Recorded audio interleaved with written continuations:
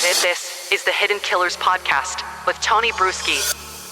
Talking with Robin Dreeke right now, retired FBI special agent and chief of the Counterintelligence Behavioral Analysis Program.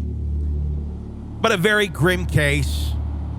A lot of us have been hearing about for a while. For a little bit there was some hope that maybe she'd turn up. Madeline Kingsbury is who we're talking about. Prosecutors talking about the evidence that was found at the crime scene, or at the scene of her body being found. The duct tape matches some that's in the home. The sheets that she was wrapped in match the set at home, which also didn't have the fitted sheet or a pillowcase too. There's a lot that traces it right back to their home in terms of stuff that was being used. This is another case where you look at it and go, is this someone who was plotting a murder for quite some time? Adam Fravel, her boyfriend or former boyfriend, or is this something where something got really out of control really fast and then he panicked and this is how he reacted with a body?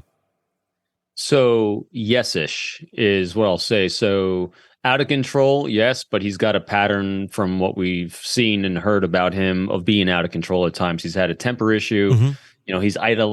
I read how he idolized the Gabby Petitto case, mm-hmm. and matter of fact, infatuated by it is the words I've heard used. And yeah, I mean, he is a serial abuser. From what I can guess, from what we've been seeing, it looks like he's got a pattern of life of just abusing people. Mm-hmm. And so it just, on one really bad day, it just went to this degree or extreme. I wouldn't be surprised if there was, I wouldn't say necessarily other murders, but again, if he's guilty, but I would definitely say there's a string of other people that have been abused by him throughout his life, no doubt. Without a doubt. The obsession with Gabby Petitto in the murder case, it's interesting because there's a lot of people listening right now going, I was obsessed with that case. And yes, and people, I think, can get obsessed with these cases for different reasons.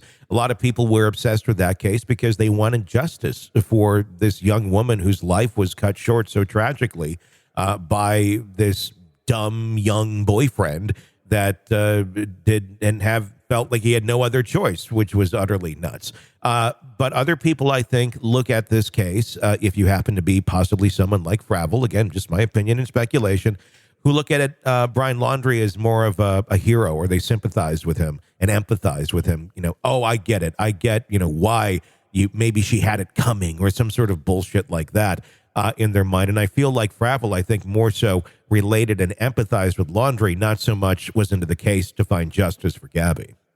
Yeah, a guy like him, you can speculate that he's doing it out of hopefully trying to rationalize his own behavior, because he can commiserate with someone, because misery knows company kind of thought process. And other people that were infatuated by the case, like you had mentioned before, like listening to your show here, I looked at the research on this. About 75% of the people that tune into true crime podcasts and infatuated by cases like that are for a completely different reason. That is, so they can recognize unhealthy behaviors in the lives of them, in their own lives and those around them, so they can protect themselves and protect those they care about. And so that's a big reason why people are really into these true crime things, is because of that.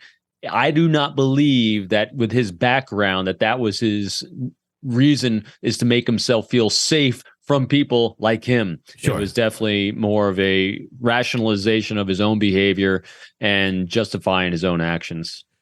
Do we have more dangers in this world now when it comes to people who believe in sort of extreme ways? And we're talking about this one specifically, where a group of men or a man feels slighted, where it often goes to the incel type group, but it's not always quite there. Sometimes it's just very much anti-woman. They've been scorned in some way, shape, or form, or had some sort of trauma or childhood trauma that led someone to be that way. And sometimes it's just how they are. But there used to be these sort of people were kind of in their own, space. They'd get in a relationship, they'd lose the relationship, or if something horrible happened, that would happen too.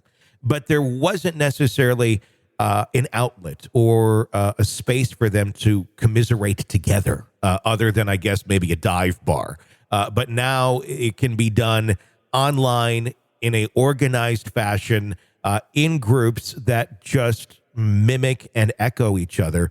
And at the same time, then kind of, I think, strengthen those messed up ways of believing. And I don't know if he was involved in anything like that online, but we do live in a world where that exists now, where it did not that long ago. Is that creating more people like this, where they feel more justified in their ways of thinking that are very off? It's a really fascinating and challenging question, I think, Tony. Because of the way we have our lives and news and social media and true crime podcasts and news, it definitely has the appearance of that this is on the rise. It's a scarier world today. These types of fringe groups are more common. But are they just being marketed more? Are they being advertised more? Are they being seen more? Mm-hmm. I don't know. But here's an interesting fact that kind of, if people are feeling unsafe today, I'm a great reader of history. I consume a great amount of knowledge all the time because I'm constantly trying to learn so I can answer your great questions. If you look at history of our species, we are actually better today in the violence against each other than we ever have been in throughout the history of man, believe it or not.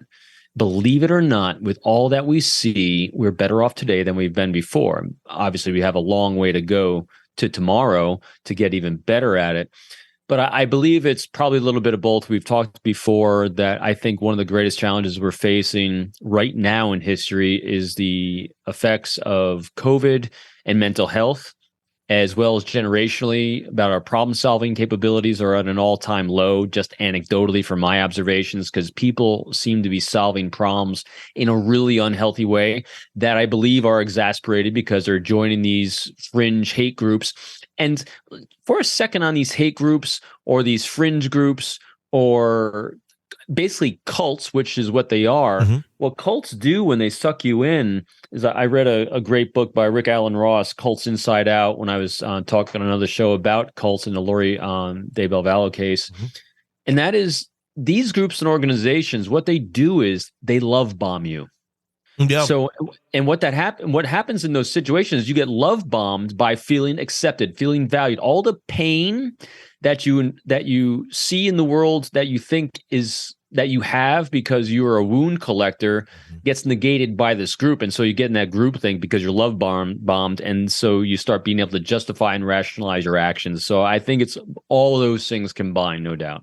Yeah, it's interesting because we think of love bombing quite often in like kind of a narcissistic type relationship and how one gets sucked into those abusive relationships, but it happens in larger settings as well, in group type settings with things of that nature. Yeah, some attention is better than no attention, even if it's negative attention to some people that have been through trauma. And if they don't find a healthy way through it with healthy people around them, that's why the greatest thing I think we can all do for each other and ourselves is have healthy, strong relationships by demonstrating how we value those around us and being and having gratitude for those around us as well. You're locked into the Hidden Killers podcast. Want more? Start binging on all of our true crime podcasts right now through Apple Podcasts and get an ad-free experience when you sign up to be a True Crime Today Premium Plus member exclusively on Apple Podcasts. More of the Hidden Killers podcast dropping soon. Press subscribe now.